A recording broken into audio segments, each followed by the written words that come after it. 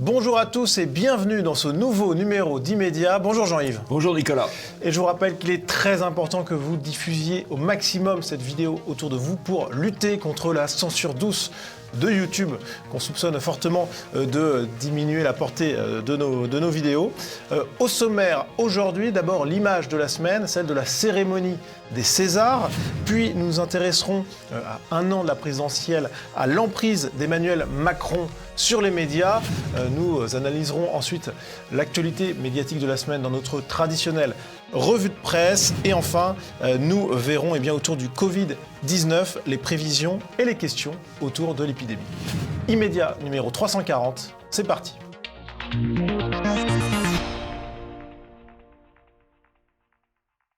Et pour commencer cette émission, c'est l'image de la semaine. Et Jean-Yves, cette image, c'est celle de la cérémonie des Césars, une cérémonie aux accents très politiques selon France Info. Ah oui, et même très politiquement correct selon TV Liberté. C'était une opération de propagande. C'est assez souvent le cas d'ailleurs, mais là, il y a eu des images chocs en plus. C'était de la propagande de rang supérieur, oui, avec des images chocs un peu affligeantes, il faut bien le dire, à commencer par cette actrice au rencard qui s'est livrée à un striptease provocateur, mais quand même pas très attrayant, il faut bien le dire. Alors cette actrice qui a émergé, qui se fait connaître avec ce geste un petit peu no futur, là, barbouillé de sang. Enfin bon, elle a commencé quand même assez mal dans la vie. Donc, d'abord, c'est une fille de militante communiste. Bon, ça peut arriver. Elle l'était elle-même, a priori. Elle était elle-même militante communiste. Puis, elle a pas eu une période d'alcool, de drogue, de prostitution. Voilà. Puis, finalement, elle a connu son heure de gloire à 57 ans avec ce striptease sanguinolent.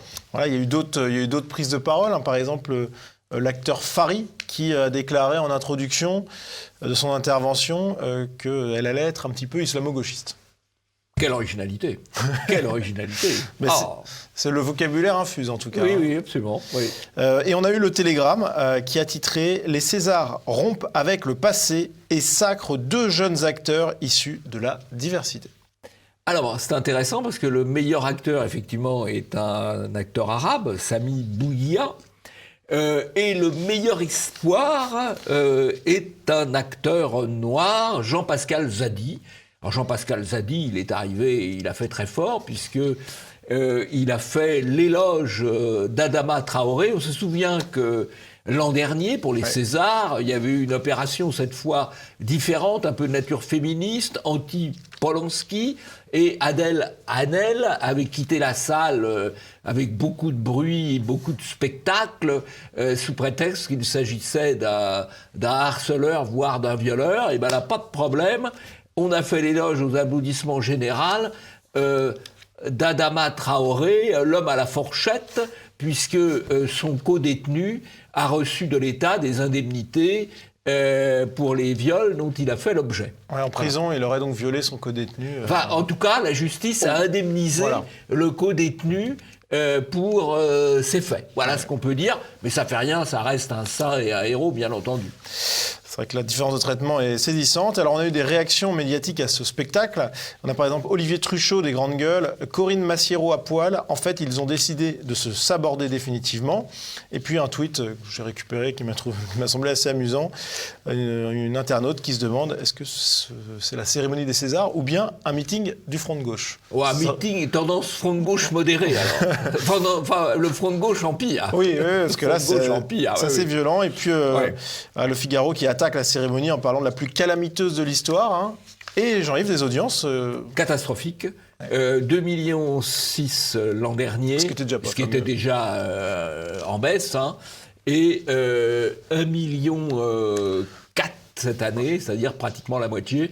Ce serait d'ailleurs intéressant, mais après, ça demanderait beaucoup de travail, mais de reprendre les différents Césars tels que nous avons traités dans Immédiat, parce qu'on les traite à peu près tous les ans, mais c'est vrai que ça a tendance à être quand même de pire en pire. Ah oui, là, avec cette année, c'est... C'est-à-dire, on croit avoir touché le fond de la piscine, et crac, il y a une trappe qui s'ouvre, et on repart encore plus bas. C'est vrai que c'est assez incroyable, et le mot de la fin pour Gabriel Cluzel, qui tweet à propos de ce striptease un peu qui se prétend transgressif. Donc elle déclare « La transgression aujourd'hui, c'est l'élégance, la classe, la finesse, l'humilité et le talent. » Ouais, bah alors, il ne faut pas les chercher au César. Hein. Non, ça c'est clair et net. Bravo en tout cas à Gabriel Cluzel pour ce tweet très bien ciselé. Oui, complètement. Et qui, de toute façon, la transgression, c'est ça. Le vrai punk aujourd'hui, c'est la beauté, la classe et l'élégance. Voilà. Tout simplement. Passons au premier sujet présidentiel, l'emprise de Macron sur les médias.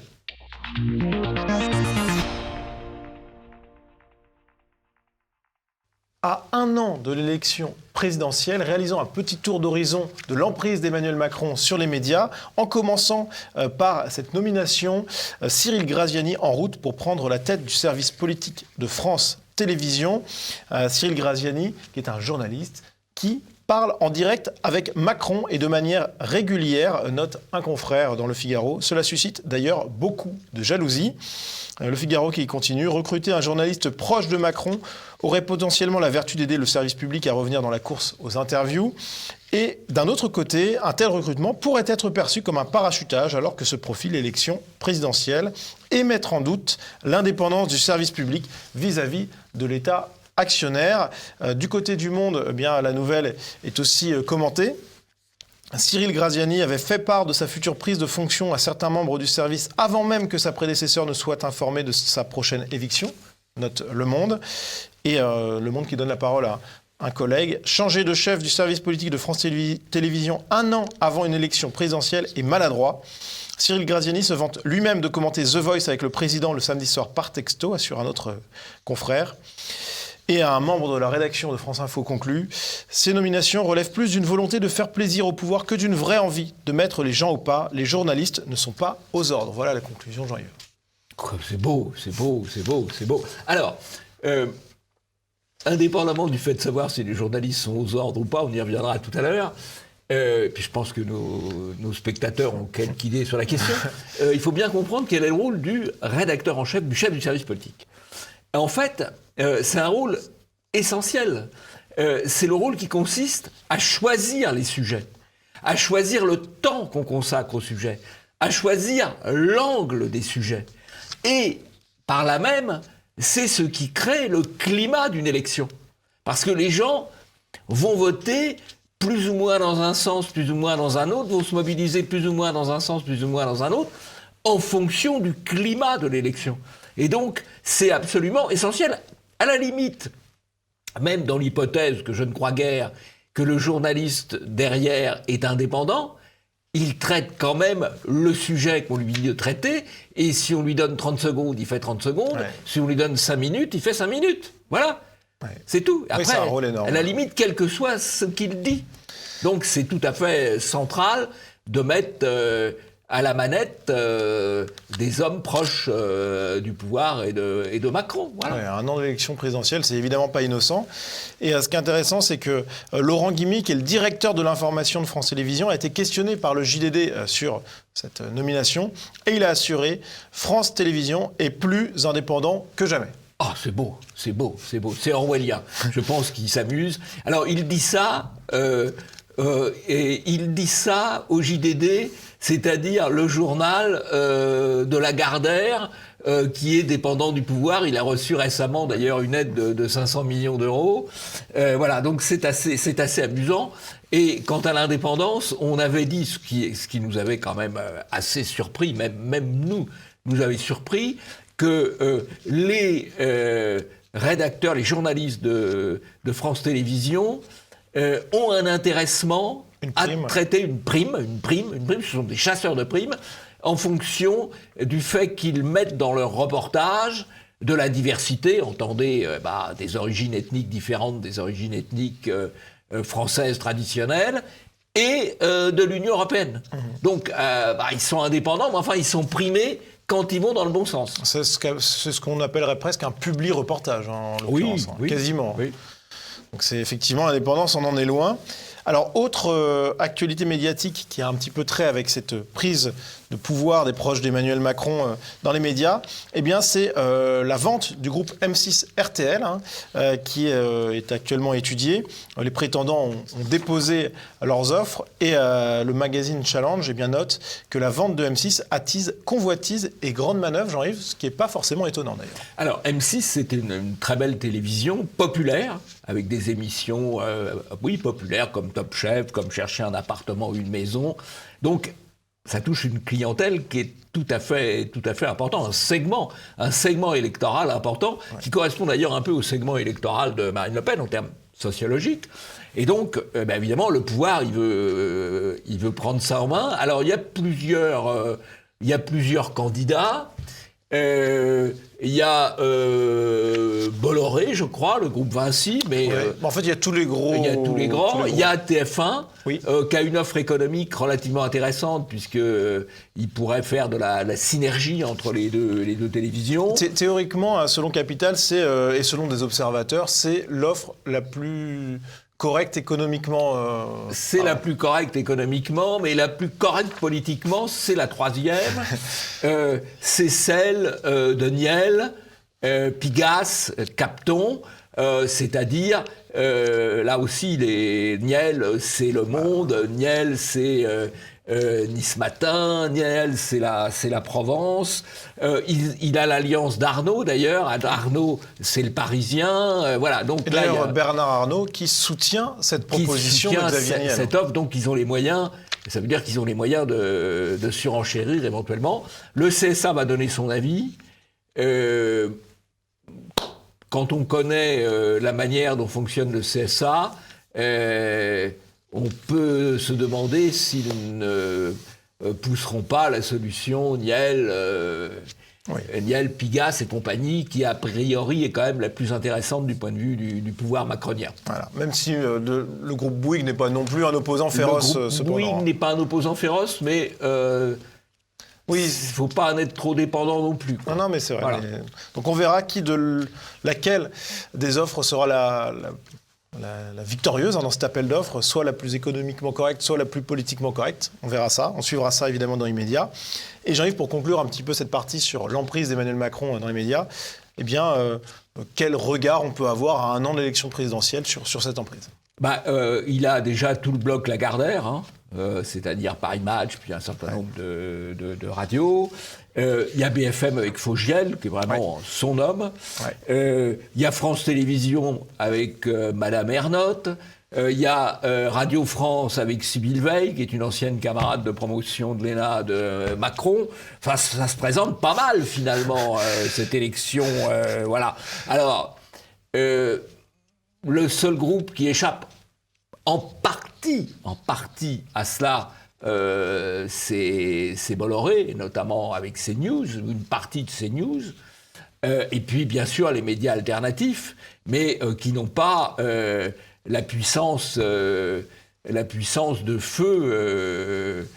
On n'a pas de milliardaire pour soutenir TV Liberté, ça c'est clair. Voilà, il y a d'un côté des croiseurs et de l'autre il y a des canaux, quoi. Voilà. Oui, mais la guerre asymétrique, ça peut quand même être remporté par le petit. Absolument, voilà. Donc puis au moins à TV Liberté, on est pour le coup totalement indépendant du pouvoir en place. Ça c'est clair. On est dépendant, chers amis, de vous, de vos dons.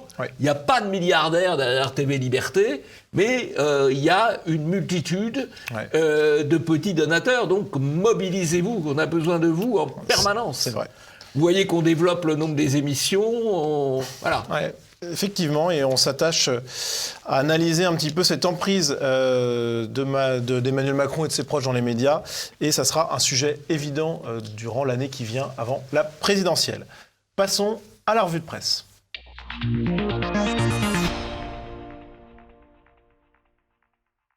Et pour commencer cette revue de presse, eh bien, Jean-Yves, on va outre-Atlantique, puisque le prestigieux, n'est-ce pas, magazine Time...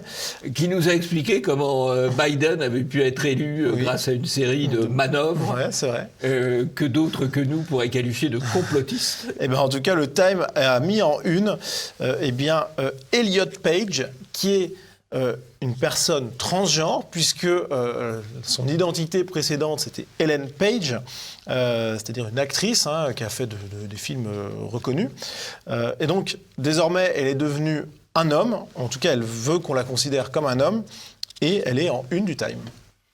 Alors ça, c'est un élément de promotion de la déconstruction. Parce qu'on veut déconstruire le sexe, on veut déconstruire le genre. Et donc, on va toujours chercher un peu plus loin. Il y a eu une certaine promotion des sexualités, on va dire, diverses ou alternatives. Maintenant, on est dans le changement de sexe, ce qui est quand même quelque chose de difficile, on va dire, ne serait-ce que pour des raisons biologiques. Mais on va toujours plus loin. Ouais. Moi, je vous annonce, c'est d'ailleurs, je ne suis pas le premier, puisque un autre l'a fait avant moi, c'est François Bousquet. Je pense que dans quelques années, au train où on va promouvoir le cannibalisme. Parce qu'il n'y a pas de raison de s'arrêter. Il n'y a pas de raison de s'arrêter. Ça irait un peu loin, mais... Non, mais pourquoi ? Vous êtes cannibalophobe ? Oh là, non, mais quand même, attention. Attention. Là, je serai intransigeant là-dessus. Je connais pas de cannibalophobie, je vous prie. Je connais la démonstration de Bousquet, c'est vrai que c'est pas complètement impensable. Allez la voir, allez dans un de ses livres, allez sur le site de l'Iliade, puisqu'il avait prononcé sa conférence à l'Institut Iliade. Non, c'est la prochaine étape. Alors, il y a peut-être une étape intermédiaire, on ne sait pas. Mais... En tout cas, ce qui est intéressant sur cette une du Time, qui est à la fois la une papier et la une numérique, donc vraiment il y a le paquet là-dessus, c'est que c'est censé nous donner une image positive du transgenrisme. Et là, on n'a pas l'impression du tout que Elliot Page ou Ellen Page est très épanouie. C'est le moins qu'on puisse dire. Ça donne une impression de tristesse, finalement. Oui. Bon. Autre Et c'est assez intéressant de voir d'ailleurs que c'est sous le titre Identité, alors que c'est d'un certain point de vue la négation de l'identité ou la mise en cause de l'identité. Très juste. La remise en cause d'une identité. Alors, autre actualité médiatique de cette semaine, c'est l'enquête de Mediapart sur une filière néo-nazie au sein de l'armée française, avec un deuxième article, Néo-nazis dans l'armée, la longue litanie des cas isolés. Ah là. Ah, ça fait peur. Ça fait peur. Quand on lit ça, on a l'impression qu'il y a vraiment une filière de recrutement néo-nazi. Alors, c'est intéressant le mot filière, parce qu'il y a quelques cas isolés de gars qui font un folklore plus ou moins de bon goût. C'est parfaitement marginal. Et hop, on fait monter tout ça en mayonnaise. Et le terme filière, effectivement. Et le terme filière, il n'y a pas de filière islamiste, bien sûr, il y a des tas d'attentats islamiques, il n'y a pas de filière isolée, il y a des cas isolés. Et là, dans l'armée, il y a, en plus, quand on dit filière, il y a des gars, dans les gars cités, il y en a qui sont en Guyane, il y en a qui sont en Afrique, il y en a qui sont ailleurs, enfin bon... C'est complètement... il n'y a pas d'organisation néo-nazie au sein de l'armée. Il y a des types qui font un folklore plus ou moins de bon goût sur les réseaux sociaux. Voilà. En tout cas, Mediapart, fidèle à ses habitudes, attaque tout ce qui représente un petit peu le symbole de l'État, notamment l'armée, via cette affaire. Ce n'est pas une nouveauté. Et Mediapart... Les généraux doivent trembler. Ouais. Figurez-vous ils sont... Non, les généraux doivent trembler. Ils doivent vraiment trembler, en plus. Absolument, parce qu'il y a beaucoup de généraux qui n'ont jamais connu le feu, mais ils connaissent le feu médiatique. Quand même. Ça, par contre, pour le coup, oui. Alors, Mediapart, toujours, avec cet article, les youtubeurs de la haine, un néofascisme débonnaire, qui attaque donc ces youtubeurs qui distillent sous le couvert de l'humour, déclare Mediapart, le discours néofasciste qui a conquis un public large et jeune. Donc on voit Julien Rochdy en une, mais on parle également de Valek, de Stéphane Edouard, d'autres youtubeurs connus. Mediapart, là aussi, qui est dans l'attaque. Mediapart, là, a pour objectif de faire couper les comptes. Voilà, de faire ralentir les comptes. C'est un objectif de censure. Et donc on commence par la délation. Et évidemment, on frappe des comptes qui marchent bien, qui ont un public. Il y a 100 000 abonnés pour Rochdy. Voilà, tac, on essaye de censurer. Voilà, Mediapart est tout à fait dans son rôle, délation, dénonciation, disparition. Et on rappelle que effectivement la censure douce de YouTube existe et que pour la contrecarrer, il est vraiment fondamental que vous diffusiez au maximum cette vidéo immédiate, bien entendu, mais aussi d'autres vidéos qui pourraient être censurées à vos proches, à vos amis, puisque il faut, pour contourner la censure, on compte sur vous. C'est vous qui nous permettrez d'y échapper. Jean-Yves, votre actualité médiatique, sur Europe 1, Mélanie Luce, présidente de l'UNEF, était l'invitée de Sonia Mabrouk. Et Sonia Mabrouk l'a interrogée sur ces fameuses réunions étudiantes non mixtes, c'est-à-dire interdites aux Blancs. Les réunions qui s'organisent dans l'UNEF en non-mixité, effectivement, il y en a en non-mixité femmes, par exemple. Les femmes de l'UNEF se réunissent en non-mixité. Mais est-ce que vous avez des réunions où les Blancs sont exclus, Madame Luce? La question est simple. D'accord, la question est simple, la réponse aussi. Aujourd'hui, quand on est une femme, on subit des discriminations. Donc on organise des réunions pour permettre aux femmes d'exprimer les discriminations qu'elles peuvent subir. Et on organise aussi des réunions pour permettre aux personnes qui sont effectivement touchées par le racisme de pouvoir exprimer ce qu'elles subissent. La question, c'est pourquoi vous trouvez ça problématique qu'il y ait des réunions de personnes qui s'organisent, qui discutent simplement des discriminations qu'elles subissent quand ce sont des personnes qui sont racisées et pas quand ce sont des femmes. Pourquoi ? La non-mixité, donc, n'est pas une discrimination à vos yeux. On l'entend ce matin. Pourquoi on considère ça différent quand ce sont des personnes qui parlent simplement du racisme qu'elles ont pu vivre et quand ce sont des femmes qui parlent du racisme, du sexisme qu'elles ont pu vivre? On entend votre argumentaire. Sonia Mabrouk interroge la présidente de l'UNEF avec une certaine énergie pour lui faire reconnaître qu'il y a certaines réunions qui sont entre non-blancs interdites aux blancs. Ce que d'ailleurs la présidente de l'UNEF reconnaît, après avoir dit « mais c'est normal, il y a des réunions où il n'y a que des femmes, il y a eu des réunions où il n'y a que des non-blancs ». Alors, bravo à Sonia Mabrouk d'avoir fait acter cela. Ce qui est quand même extraordinaire, c'est qu'aujourd'hui, il y a une loi dont personnellement, je souhaite l'abrogation. Une loi qui interdit les discriminations au regard du sexe ou les discriminations au regard de la race. Personnellement, ça s'appelle la loi Pleven. Personnellement, je suis pour l'abolition de cette loi et je suis pour la liberté. Si des gens veulent se réunir entre femmes, pourquoi pas? Si des gens veulent se réunir entre non-blancs, pourquoi pas? À une condition quand même, c'est qu'à ce moment-là, on permette aussi aux hommes de se réunir entre hommes, si ça les amuse, ou aux blancs de se réunir aussi entre blancs, si ça les amuse. Voilà. La liberté, où on applique la loi à tout le monde, ou on supprime la loi. Voilà. Ouais. C'est ça la vraie question. Mais indépendamment de ça, bravo quand même à cette journaliste, que c'est pas la première fois qu'on la cite, qui fait le travail. Quoi, effectivement, voilà. Ça change un petit peu. Ce qui n'est pas le cas de tout le monde. Exactement. Alors pour conclure cette revue de presse, Jean-Yves, on va se rendre au musée, qui n'ont pas encore forcément réouvert, hein, mais par contre, qui sont au centre d'une polémique, puisque le Figaro nous apprend que les musées du Louvre et de Carnavalet pourraient bien renoncer aux chiffres romains pour des questions de compréhension du public. Oui, alors, c'est une régression de civilisation et quand même assez rapide. Parce qu'il y a une collection de livres pour enfants sur l'histoire de France qui a ne serait-ce qu'une vingtaine d'années, où évidemment, tous les rois, toutes les dates, c'est en chiffres romains. Oui, normal. Donc, les enfants d'il y a 20 ans, même s'ils avaient 10 ans à l'époque, ils n'ont que 30 ans. Et donc, on voit à quel point la régression avance. L'éducation nationale, c'est des champions. Hein. Ouais, mais là, c'est vraiment la médiocratie, quoi. En fait, et puis, ce qu'on ne comprend pas, c'est qu'à chaque fois qu'on descend, on prépare la descente d'après. Ouais. Oui, c'est comme les Césars, quoi, finalement. C'est comme les Césars, oui, c'est un peu comme les Césars. Ouais, on croit avoir touché le fond de la piscine et il y a une trappe qui s'ouvre. Ouais. Donc, au lieu d'élever, on nivelle, tout simplement, ce qui est on nivelle, par le bas. On abaisse. Oui, on abaisse, mais on abaisse. Ce qui est vraiment déplorable. Passons au deuxième sujet, Covid-19, des prévisions et des questions.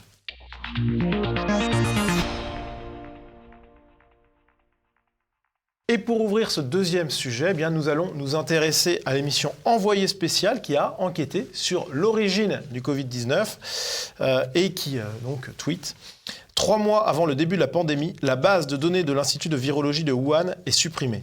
Selon Bruno Canard, virologue, s'ils ne veulent pas donner accès à cette base, c'est qu'ils n'ont pas envie qu'on aille regarder dedans. » Jean-Yves, Envoyé spécial Envoyé spécial reprend la thèse qui était qualifiée d'abominablement complotistes il y a 1 an, à savoir que le virus est sorti du laboratoire. Et peut-être sorti du laboratoire. C'est une possibilité. Quoi. Peut-être sorti du... Enfin, si, c'est quand même la thèse implicite. Oui, là... Alors, c'est pas forcément exact, mais c'est la thèse implicite.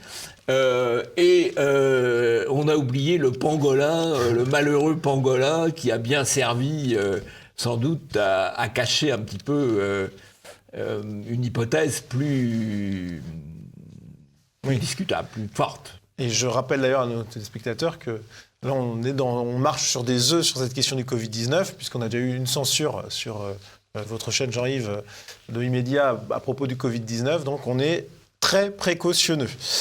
Voilà. Alors Jean-Yves, nous tournons cette émission et on n'a pas eu les annonces du gouvernement sur un possible reconfinement en Ile-de-France ou pas. On se doute qu'il va y avoir des mesures qui sont sur le point d'être prises. Un confinement de 3e type, paraît-il. Ouais. Bon. Donc, mais on n'a que des bruits de couloir pour le moment. On ne peut pas s'assurer de ça. Mais par contre, il y a bien un reconfinement qui est envisagé quand même. Oui. Donc on va suivre ça. Et un reconfinement qui est envisagé puisqu'il y a une hausse du nombre de patients en réanimation. C'est relevé par les observateurs. Mais certains observateurs notent malgré tout que si le nombre de patients en réanimation est bien en hausse, le nombre de décès reste le même. On est sur un plateau descendant globalement. Et la différence entre ces courbes qui s'éloignent brusquement, elle interroge quand même. Alors, ce qui est interroge, c'est que les courbes ont longtemps été très, très, très parallèles. Ouais. Très, très parallèles. Et donc, évidemment, c'est assez normal de se poser la question. Alors, il y a une première explication qui est mise en avant par certains médias, et selon laquelle il s'agirait d'une population plus jeune, qui mourrait moins. Qui serait en réanimation, et donc qui mourrait moins, effectivement. Alors, c'est ce que nous dit BFM. Alors, c'est ce que nous dit RMC, le groupe RMC BFM, effectivement, qui insiste sur l'arrivée en réanimation de patients plus jeunes. On va regarder le reportage tout de suite. Le profil des patients atteints du Covid, hospitalisés en réanimation, a changé ces derniers mois. Les patients sont plus jeunes et ils n'ont pas forcément de comorbidité. Un grand gaillard, musculeux, athlétique et sous oxygène. Je m'appelle Daniel, donc j'ai 47 ans. 47 ans. Et surtout, pas d'antécédents de santé qui auraient pu faire craindre à Daniel de se retrouver là, à l'hôpital, après avoir contracté le coronavirus. Ici, par rapport à la première vague, 2 fois plus de patients sont âgés de 45 à 50 ans et davantage de cas ne présentent pas de comorbidité. Pour le docteur Avenel, c'est le variant anglais responsable de 70% des contaminations dans cet hôpital qui est à l'origine de cette évolution et c'est inquiétant. On part toujours des lits de réanimation. Attention aussi derrière, c'est des gens qui meurent, des gens jeunes de plus en plus. Donc il faut aussi dire, est-ce qu'on doit tolérer ça ? Et cela pose même la question de la pertinence de la stratégie vaccinale française, avance ce médecin réanimateur. Une stratégie axée en priorité vers les personnes âgées et à risque. Oui, alors d'abord une remarque. Il y a en Ile-de-France actuellement 1160 cas graves en réanimation. Avec beaucoup de cas divers. On choisit un cas d'un grand gaillard assez jeune sportif. Un cas sur 1000. Et évidemment, c'est lui qu'on voit, puisque c'est sur lui qu'on fait le reportage. Ensuite, on nous dit il y a 2 fois plus de gens jeunes. On ne sait pas de quel âge. C'est 40 à 50 ans, je crois. Bon, 40 à 50 ans, et 2 fois plus, mais on ne sait pas sur quel chiffre. Ouais, exactement. Quel chiffre, ça on ne le dit pas. Et puis on dit il y a davantage sans comorbidité. On ne dit pas non plus. Donc on est dans le flou. Dans le flou journalistique. Journalistique. Ouais. Et en fait, si on regarde les chiffres, Meillan, sur son compte Twitter, qui fait un travail tout à fait remarquable, de mise des données statistiques officielles en tableau, montre que la répartition par âge est à peu près stable. Enfin, globalement la même. Trappe depuis des mois, c'est à peu près toujours les mêmes tranches d'âge qui sont concernées. Il n'y a pas de variation notable. Donc, l'augmentation du nombre des cas de personnes situées en réanimation ne s'explique pas par en quelque sorte l'explication de BFM TV et de RMC. Effectivement, cette différence entre cette hausse subite du nombre de réanimations par rapport à la courbe des décès journaliers, elle ne s'explique pas par la question des jeunes, du coup. Il faut donc chercher ailleurs. Et eh bien, sur CNews, le professeur Perromort a donné une hypothèse au conditionnel très intrigante. Et je m'aperçois que depuis plusieurs semaines, les admissions à l'hôpital, dans les services conventionnels, baissent. Simultanément, les admissions en réanimation augmentent. Et donc, il y a une discordance et personne n'est capable de me l'expliquer. Il y a 2 hypothèses, à mon avis, sur la table. Soit le nouveau variant anglais est beaucoup plus agressif. Il touche des personnes plus jeunes qui, d'emblée, ont des formes plus graves et donc arrivent en réanimation directement sans passer par la case hospitalisation conventionnelle. C'est ce qu'a dit un peu Olivier Véran hier soir. Ce qui me paraît un peu tendancieux. Soit on a modifié dans certains services, dans certains endroits, les critères d'admission en réanimation. Et je sais qu'il y a des bruits qui courent et qui disent que les critères qui font rentrer les patients en réanimation sont très hétérogènes, ne sont pas du tout standardisés. Et certaines mauvaises langues disent, moi je ne suis pas là pour juger, que dans certaines réanimations, eh bien, on ferait rentrer des patients qui pourraient très bien aller dans des services conventionnels. Expliquez-moi quel serait l'objectif de faire rentrer des patients qui ne mériteraient pas la réa en réa. Alors, écoutez, moi je n'en vois aucun sur le plan éthique, ça c'est sûr. Mais on a bien vu que le débat confinement, non-confinement avait fait des mécontents. Donc, ce que et vous il est tout dire... à fait possible que dans certains endroits, dans certains hôpitaux, des mécontents pour, entre guillemets, montrer leur mécontentement, eh bien, saturent à dessein certains services de réanimation. Bon, le ton est assez mesuré et prudent, mais le discours est assez radical. Alors, ça peut aussi se comprendre. C'est un professeur d'urologie. Lui, on lui a cassé une partie de son activité et une partie de ses malades, on leur a demandé de différer les opérations. Donc lui, il voit le bilan négatif du point de vue de sa spécialité. Donc, en tout cas, c'est quand même une grave accusation. Ça l'amène à critiquer les médecins d'autres spécialités, en fait. Ça revient un petit peu à ça. Il y a un petit peu une guerre des spécialités derrière cela. Alors, il y a d'autres explications, effectivement, possibles. Là, on est dans les hypothèses.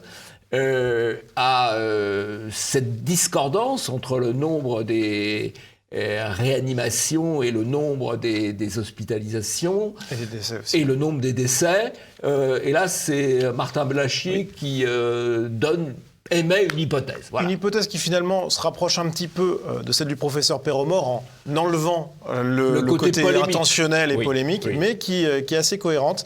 On va l'écouter tout de suite.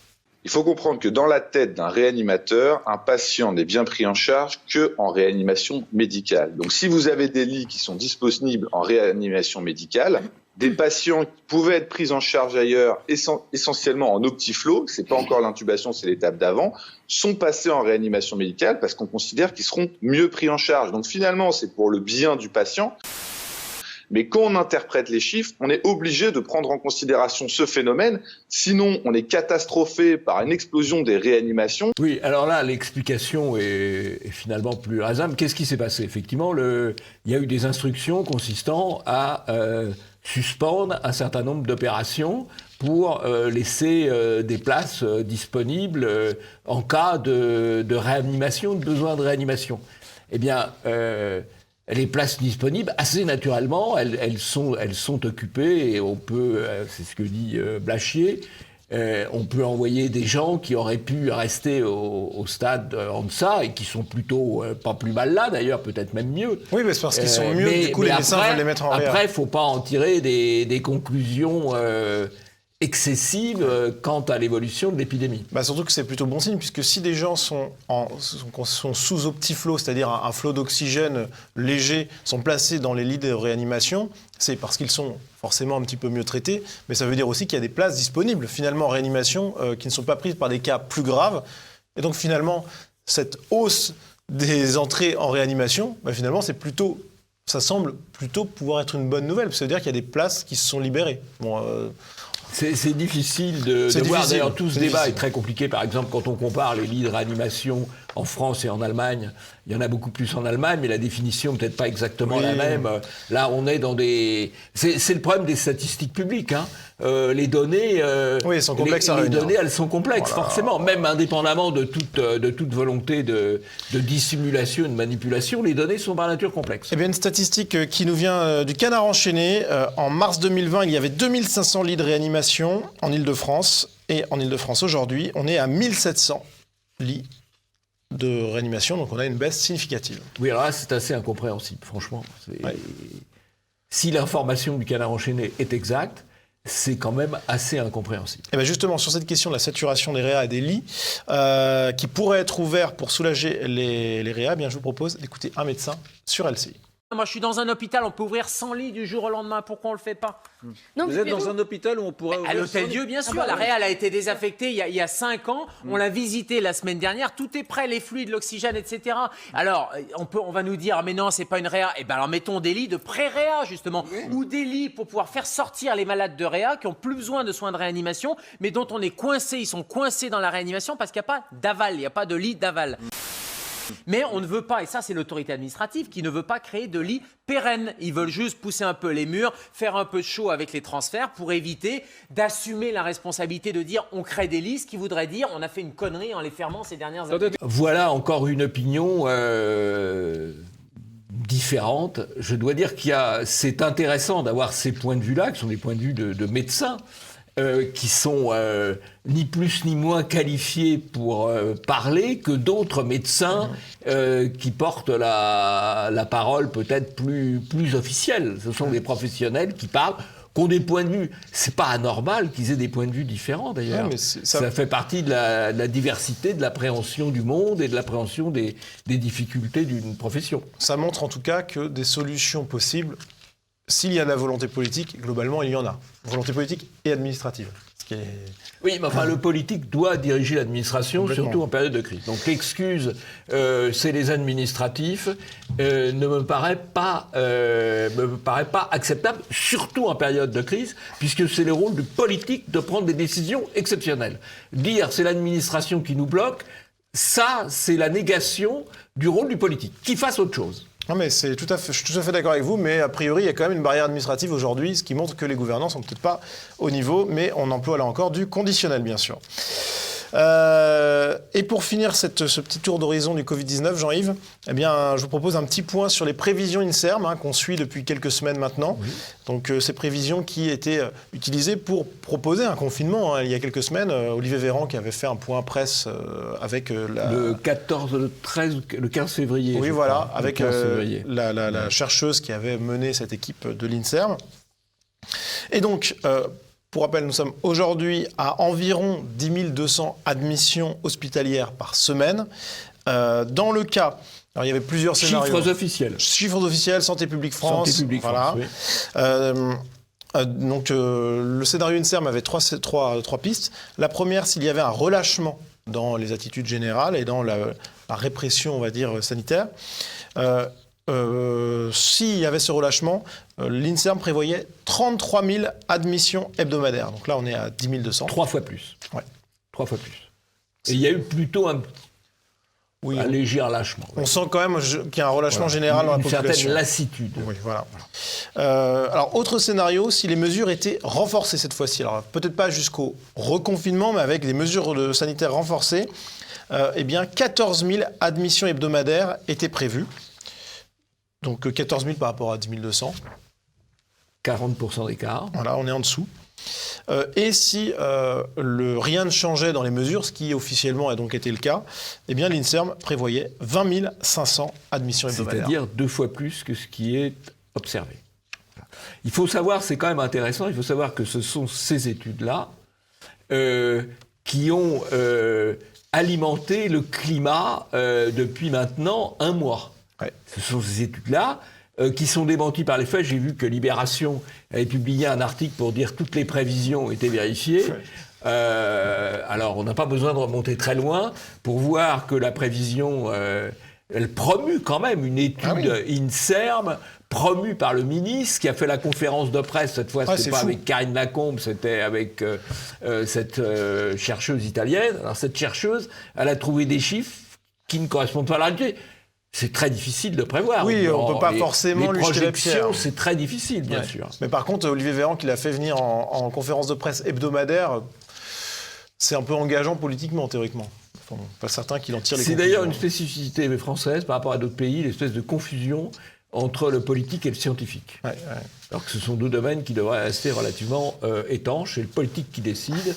Bon, et puis toujours éclairé par les scientifiques. Il émet beaucoup d'hypothèses, dont certaines sont vraies, dont certaines s'avèrent justes, mais pas toutes. Mais on le voit sur le Covid, c'est-à-dire qu'on l'a vu là dans ce sujet, on a des points de vue différents qui existent sur cette question, la question de l'occupation en réanimation, par exemple. Mais par contre, les décisions politiques, elles sont toujours prises à l'aune du discours scientifique alarmiste. Alarmiste et confiniste. Oui, exactement. Voilà. Jean-Yves, vous avez un coup de chapeau pour terminer cette émission. Oui, j'ai un coup de chapeau pour une revue de réflexion et de philosophie, La Nef, qui est une revue catholique, qui s'affiche comme telle, mais qui a un numéro, je trouve, particulièrement intéressant. Avec un peu d'analyse sur le Covid, beaucoup d'analyse sur les libertés, un dossier sur les libertés publiques qui sont quand même mises en cause. Et puis un bel article d'Arnaud Imat sur l'Espagne et la volonté de rallumer la guerre des mémoires en Espagne, la volonté socialiste de rallumer une sorte de guerre civile mémorielle. Et puis, alors surtout, un papier particulièrement important de Pierre Manant, du philosophe libéral Pierre Manant, sur christianisme et immigration, et où il oppose le christianisme, la religion de l'humanité, qui est en train de se répandre aujourd'hui, y compris d'ailleurs dans les discours du pape, au christianisme, alors que pour lui, ce n'est pas, d'un point de vue philosophique et théologique, ce n'est pas la même chose. Et c'est un article, je trouve, particulièrement intéressant. La Nef, d'ailleurs, se préoccupe quand même assez souvent des questions identitaires, qu'elle regarde sous un angle catholique. C'est intéressant. C'est assez agréable à lire. C'est pas de la BD, mais c'est agréable à lire, voilà. Très bien, écoutez, c'est noté. Merci à vous d'avoir suivi cette émission. N'oubliez pas, diffusez-la au maximum autour de vous. C'est très important pour lutter contre la censure. Et Jean-Yves, on se dit à la semaine prochaine. À la semaine prochaine.